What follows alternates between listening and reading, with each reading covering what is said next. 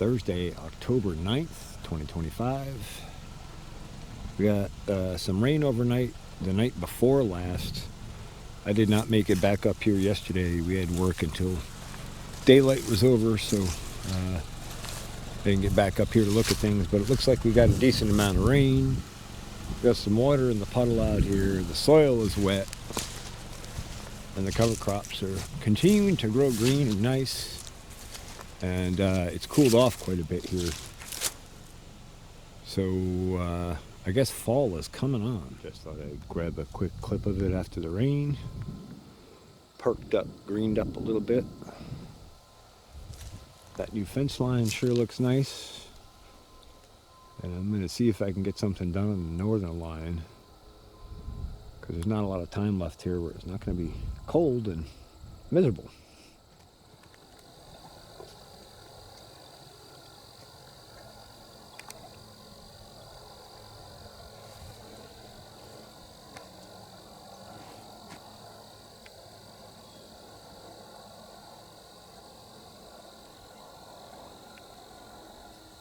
Boy, they sure do get big on this grazing, huh?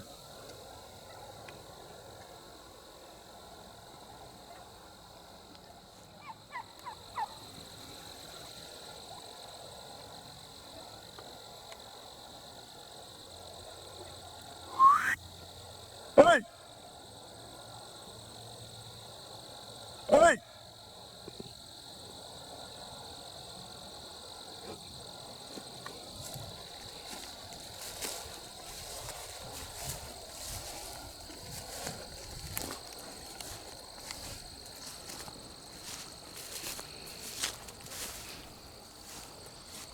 Watch, you'll get a whiff of me now.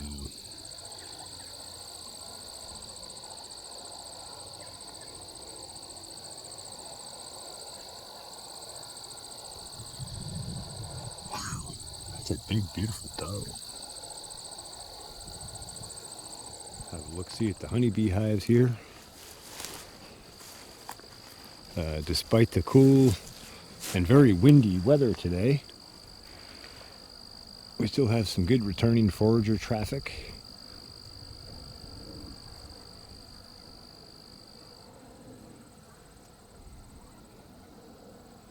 So that's good. Got a stainless wire hung in the north line. Went through and pitched all the rocks out. Going back through the shovel and clean up a couple spots that filled in from running the machine through. Working my way along. Had to dig out a daikon radish over here. Where was that? Over here. And then I noticed this other one. Yeah, I had to dig this guy out. It was right in the trench. That's a nice radish. And that one made me notice this one. I just happen to have a measuring tape in my pocket. Let's see how thick that is. There you go. Line up with it. Looks like about 2 inches solid. Well, the tape's at a little bit of an angle, but yeah, 2-inch diameter. That's like, let's see, middle of August, I think. August, September, October. Yeah, that's like maybe 45, 50 days, might be 60 days since it went here on the fence. Just working this corner out clean to match the other one fairly well. Just wanted to point this out here on the corner here. We're still protecting with mesh, and then we're going to run the north line of mesh across. So we'll have a double barrier here. So we got a text from my friend earlier today. Apparently the deer are destroying the fence before I can get it built. So that's dandy.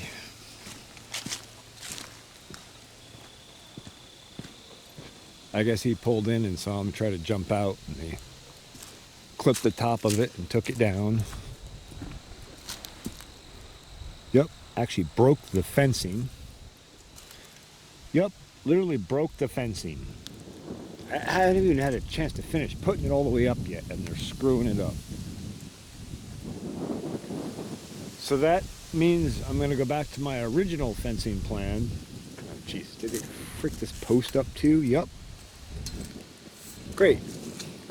I guess I'm going to go back to my original plan where we're going to keep the wire mesh fence for the bottom for woodchucks, rabbits, smaller stuff. But I'm going to run electric fence all the way up the post, top to bottom, 13 kilovolts. And I'll turn it up to 1,000,000 volts if I have to. Now I know this isn't mounted real well yet, but I was just trying to hang it up so I could finish mounting it nicely. But you can see here, we got a hoof print and a hoof print, and you can see where it's all flexed out and bent over.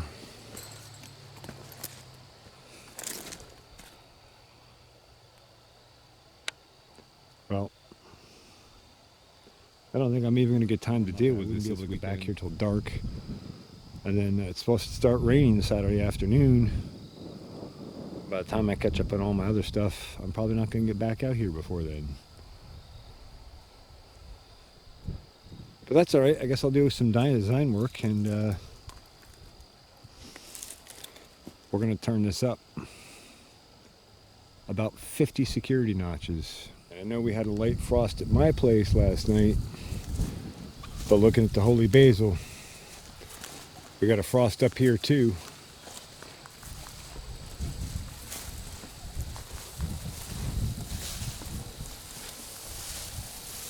So here we are, headed into winter. That nice warm fall weather is pretty much over, I guess. Take a quick peek at the bees here.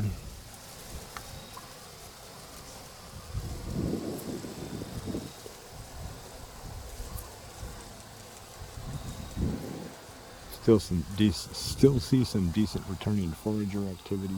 Saturday, October 11th, 2025. Just back here to try and work on the fence stuff and figure out a stronger way to reinforce it until we can finish getting it built so the deer don't destroy it while I'm building it. Anyway, I thought we'd take a look at the cover crops here in the front. We had that frost a couple nights ago, and sometimes frost takes a couple days to actually show up on the plants.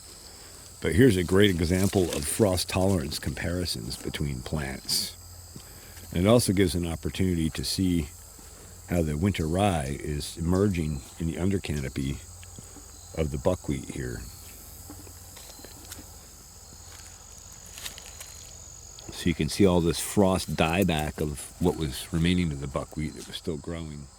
And then you can see the hardiness of the daikon radish compared against the buckwheat, where the daikon radish is still green, growing, vibrant, much more cold tolerant, whereas buckwheat is very frost sensitive. A little bit of frost will kill it. And then we also see some of the large daikon radish here that the deer have chewed on. We see how big some of these roots have gotten. That's probably 2.5-inch diameter. It might be close to 3. And the winter rye emerging here, even though it was a little slower in that under canopy where the shade was. Now that the frost has come through, it should get good light into its canopy and take off. And so instead of this browning off as the frost and the cold weather comes on, it'll continue to stay green and photosynthesize and build soil throughout the winter. My only regret was that we didn't get some Austrian winter pea down this in combination with the rye, but we just didn't have a way to drill Austrian winter pea deep enough to have it survive the winter. And I didn't want to just waste seed and time, energy, and money planting. So either way, we'll have a huge advantage. And the other side of this block, we'll go take the other side of this block, given that it is in winter rye, red and white clover, and also yellow sweet clover, will continue to fix nitrogen through the winter. So maybe not in this little strip over here as much nitrogen fixation, but over here, lots and lots of that. Growing green cover crops that will stay through the winter, overwinter, emerge back in the spring, produce flowers for honeybees, and build soil fertility and aggregate structure. And that yellow sweet clover is a biennial, so I expect that will flower out next year sometime and provide a bumper crop of honey for the honeybees. And so we'll see how we manage this year. My plan was to put this back into production, but as I think about it more, it might be better to just let it ride a year in the cover crop it's in. And it's possible we might come back and plant down through the cover crop with something that won't hog all the light and canopy space. But we'll see how it evolves. Anyway, I just thought I would update post-frost Well, I just pulled up here to work on the fence stuff. And look who came out excited to see me. Burp, burp, burp, burp, burp. All squawking and chirping. They're such curious birds. Hey guys, what's going on?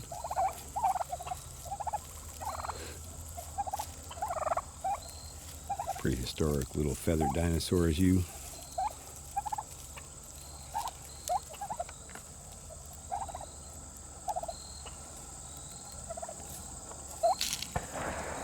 Hey, what are we doing? Okay, so the other night, I think it was Thursday night, I got the north end in on the fence here. And I get a text message yesterday, Friday, from my friend Joe. I guess when he was pulling in, there were a bunch of deer in here grazing. And of course they panic and run. And what do? Run right into the fence and knock it over and screw it up. And they actually tore out parts of the fence where it was connected. So my plan eventually was to possibly go back and weave the stainless steel wire around the top to the other wire. Basically weave through this, around this, to stitch them together so they're all bonded together across the whole thing to make it more strong. That is a royal pain in the butt, but I think I probably need to do it. And in looking at it and thinking about it, I might go back and do 2 or 3 more strands going down where those reinforcement runs run through this wire. Because I just want to be entirely sure that they don't destroy the fence before I can finish it.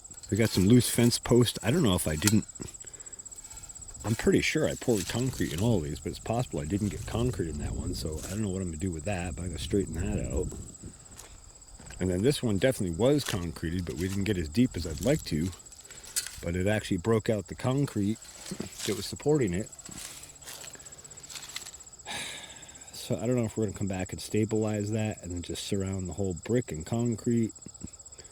Or if we're going to pull out and drill deeper. I don't know, I got some figuring to do, but definitely frustrating development. So just in case there weren't enough things to keep track of and keep up with on the farm here, I gotta come back and weed this garlic from the cover crop that was here before we planted it. I don't want it to have competition issues, so I'm coming back through and weeding. It's not terrible. Honestly, the purple top turnip and the daikon radish pull out pretty easily, which is nice. But I did want to just show how big some of these have gotten already.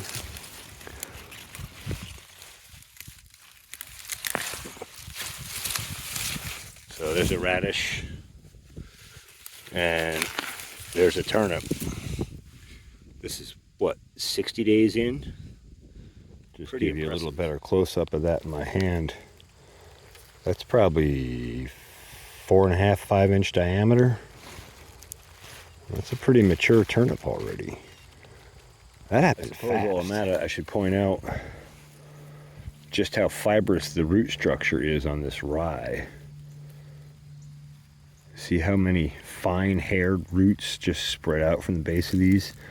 These, despite how small a plant they are one of the harder ones to pull as far as weeding goes, compared to the daikon radish, the few native weeds I've found, and the purple top turnip.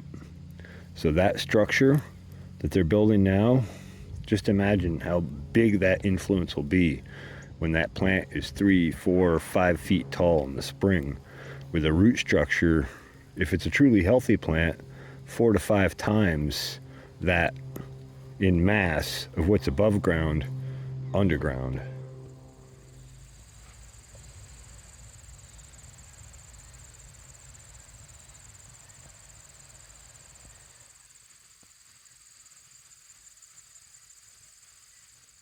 Well, it looks kind of ugly wrapped like that, but I went back and wove the top edge of the fence in like I was thinking about doing.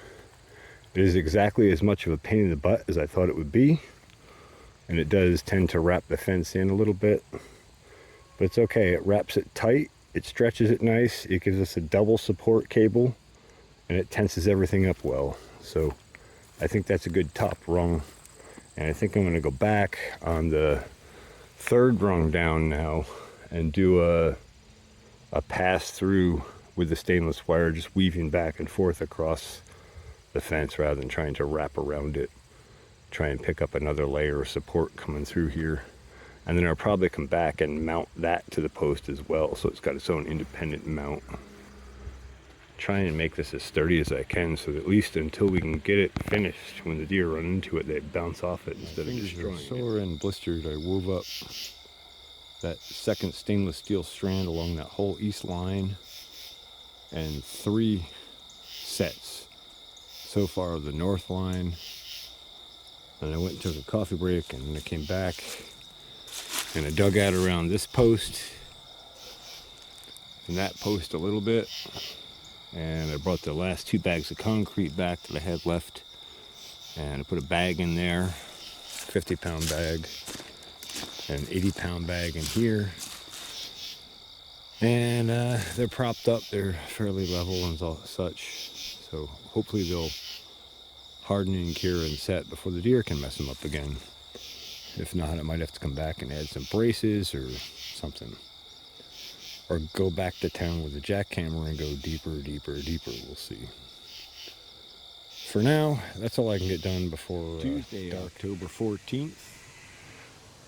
We had some pretty good rain Sunday into Monday, and even into last night a little bit. So had a nice steady soaking rain.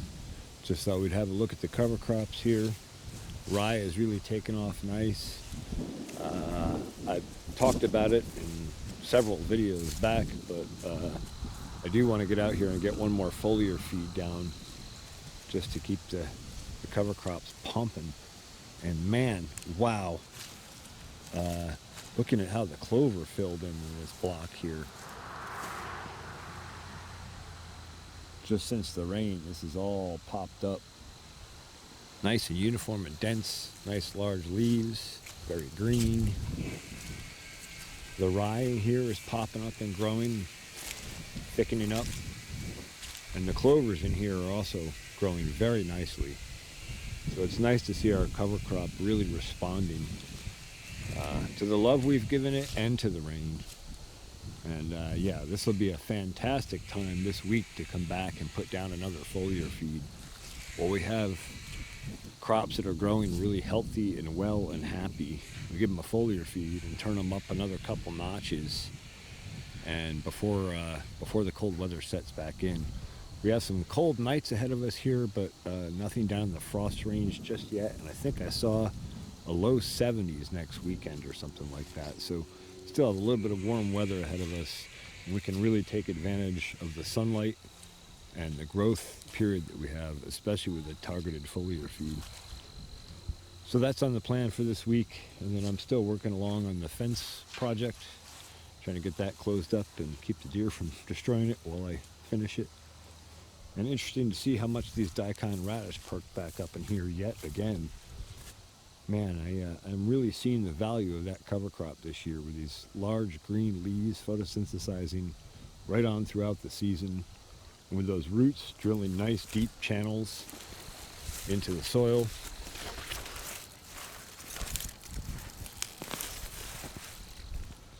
And then that'll all die off. In the spring, that'll provide another nutrient release to fuel the microbes for next season. Just have a look at this from the north end as well. Again with that beautiful green. Interesting, this north end did not have nearly as much daikon radish in it, apparently. Or maybe it's been grazed back. I thought I remembered a lot more than what we see now, but looks like a good portion of that greenery up here was more buckwheat than it was radish. And we can see our winter rye coming in and greening up in between again. So no delay between that photosynthetic operation. Just switching right over from one to the next, to the next, to the next. That's how you build soil very, very, very rapidly. keep a living root and a living leaf in the soil and above the surface at all times. Up here at the fence area, and take a look at our concrete and see if that's setting up again. And of course we have our nice little compaction versus aggregate soil structure comparison here. Okay, looking at our new concrete set. Looks like it's soaked up nice and it's setting.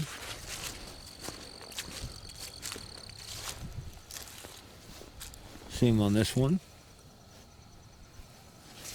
Looks decent. I may, before we fill this trench in, come back and just pour another block of concrete on each of these to give them some extra support, given how shallow they're set. And it might include number 3 over here in that operation.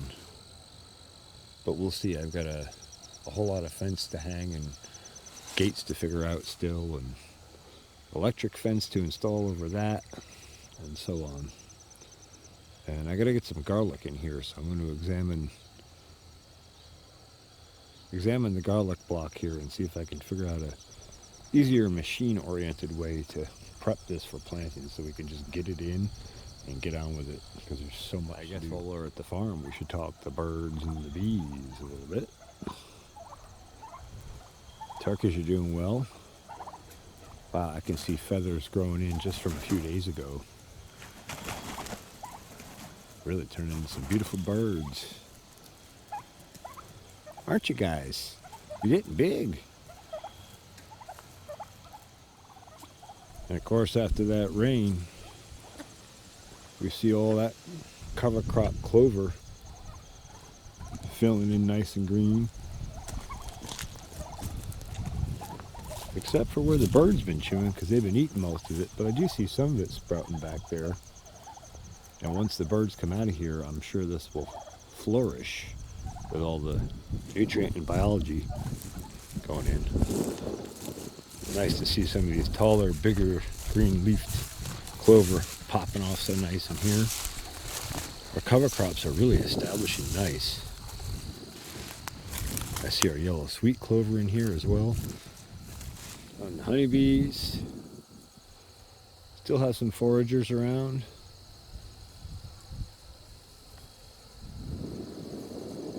Been damp and cool last few days, and like I said, raining, so probably have not been doing a lot of activity, but hopefully with these warmer sunny days they'll get back out and get some more flight and resources. And I've been meaning to get back in here with some feed for them, so I should probably do that as well, get them some feed. And I should take that third box off probably, if there's not enough honey in it to make it worth keeping on. Get these guys wrapped up and prepped for winter.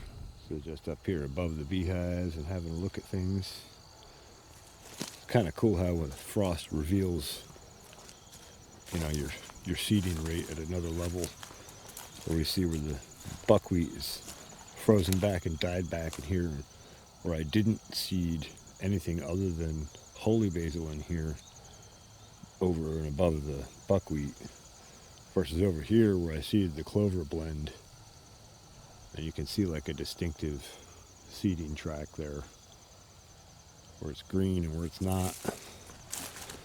So would have been good to have gotten some clover in on this and given this a chance to have a nitrogen fixer and a perennial. But we'll come back in here next year and probably disc this under again and just disc in this holy basil seed that's here early season and get it to pop right back off and be back in holy basil right away with minimal effort. And see a nice green filling in here on the cover crops at the edges as well. So clover did its job and is established over the summer despite some pretty dry weather and some struggles.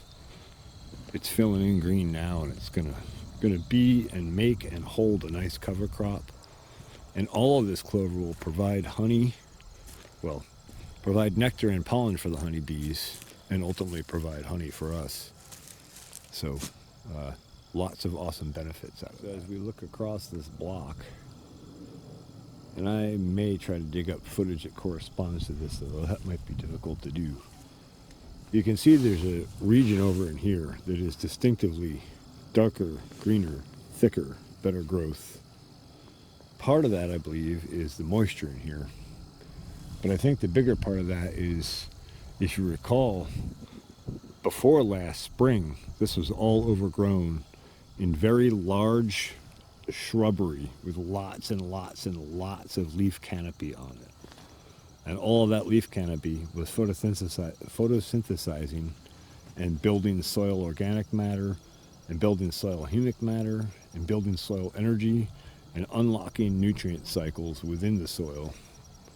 And so this corner here just edges into that edge of that root zone of that area where those bushes were in here, where the beehives are now, or where this roadway passes now. And so we're just catching the edge of natural humic matter building, natural soil building, just from plants that were growing here. I will try and dig up a shot of those bushes because they were monstrous huge bushes, and you'll see very quickly why they were able to build such tremendous soil health and strength. Clearing side of things, I have continued onward. I got this line over far enough for a nice roadway space over here. Some pretty good sized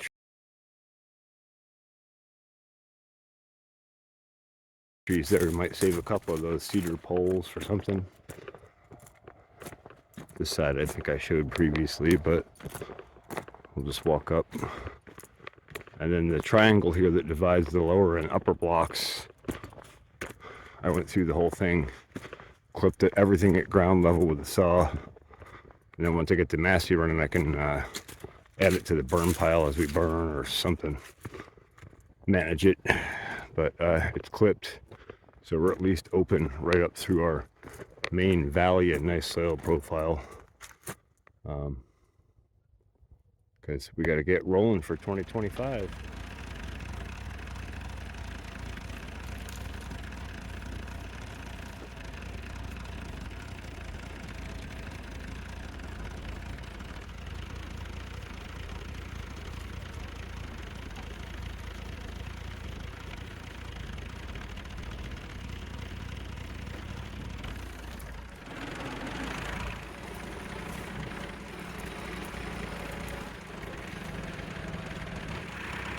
Interesting, our fence is by no means complete, but now that north end access is restricted and it's a little bit more difficult to get to this cropping area, we didn't see any grazing up in that north corner, which is where they would graze ideally if they found it first. But down here, holy cow, I mean, it's just a graze fest in here. Pretty amazing.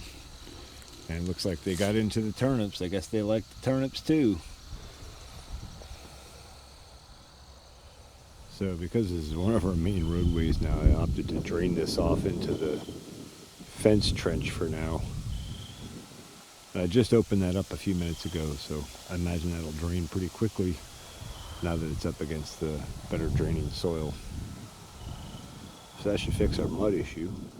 And rather than hand weed the rest of this row, I opted to come through with a brush hog, just kind of shave it low deck. I don't know how effective this will actually be. I think it would be pretty good where we took a little bit deeper shave than I wanted to. And maybe not so good in here, but it should make it a lot easier to weed through that stuff. And I might just come through with a breaker bar and just plunge holes for the garlic, plant the garlic, and then mulch this really, really heavy and just suppress it from growing that way. I probably won't do that. I probably will do it more planned and implemented, but we got a step in the right direction at least. And I can't get over how big some of these turnips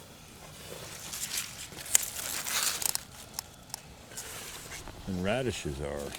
There's that one big radish. There you go. Just monsters. Okay, I was looking at this upper corner earlier. Thought we would just come back while we're inside the fence and have a look at things. Some giant daikon radish.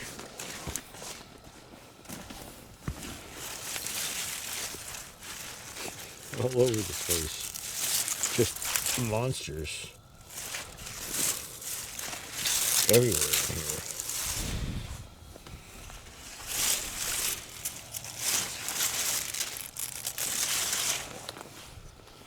So that really shows you what photosynthetic power can do for soil.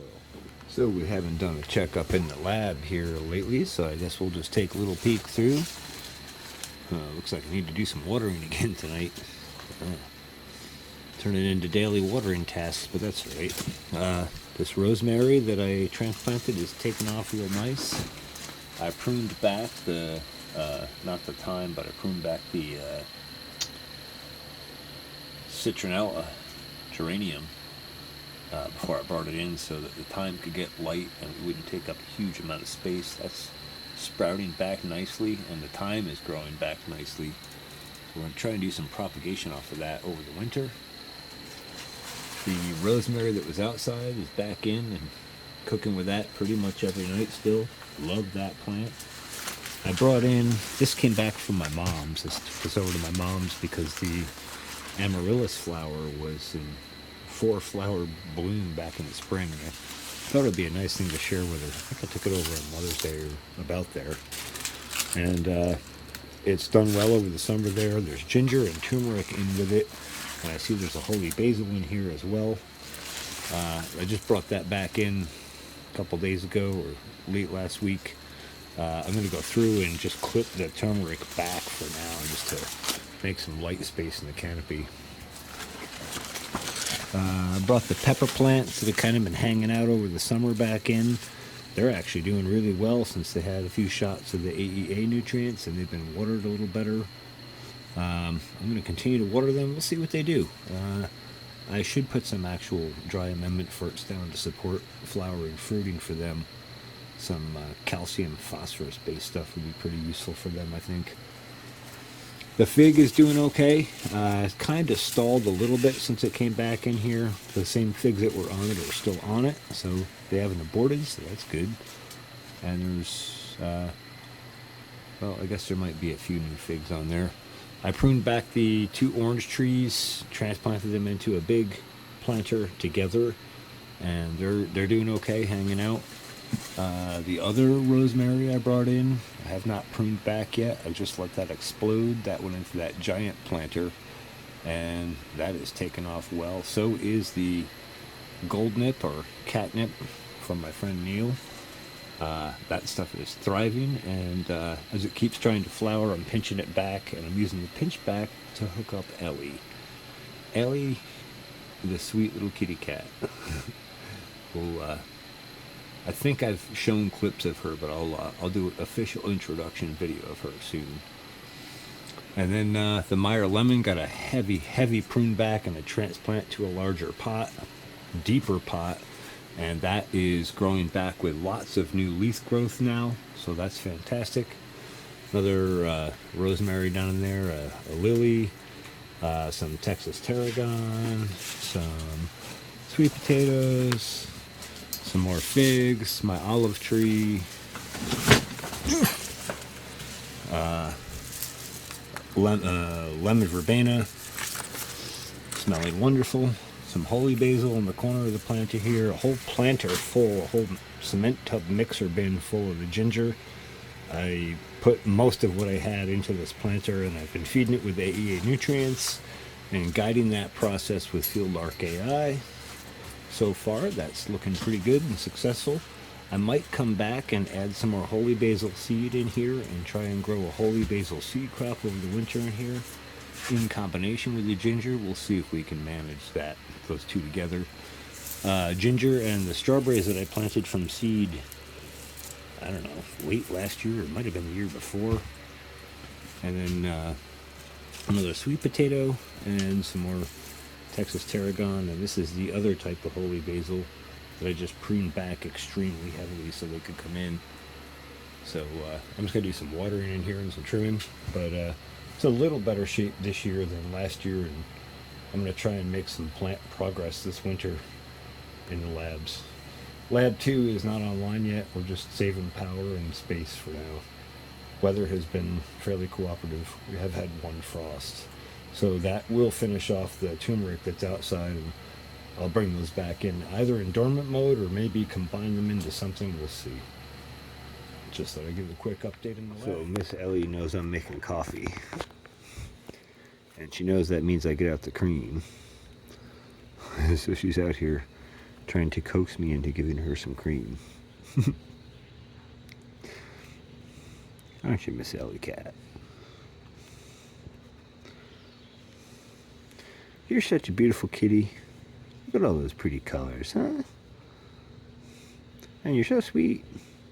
How could I resist? How could a person resist a kitty like you? Show us the chops looking. There you go. That was some good cream, wasn't it?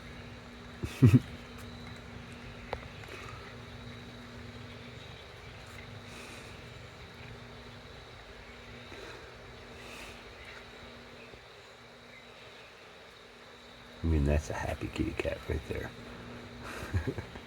Huh, buddy? October 15th, 2025. Just thought I would take a quick look at the cover crop here on the way in. Growing really nice. Between the frost taking the canopy back a bit and the rain giving everything a boost, things are really looking good out here. And we looked at this yesterday, so I'm not going to spend a lot of time on it. Just wanted to get a glimpse. Thought we'd get a glimpse of the clover rye mix as well. Give you a close up on that too.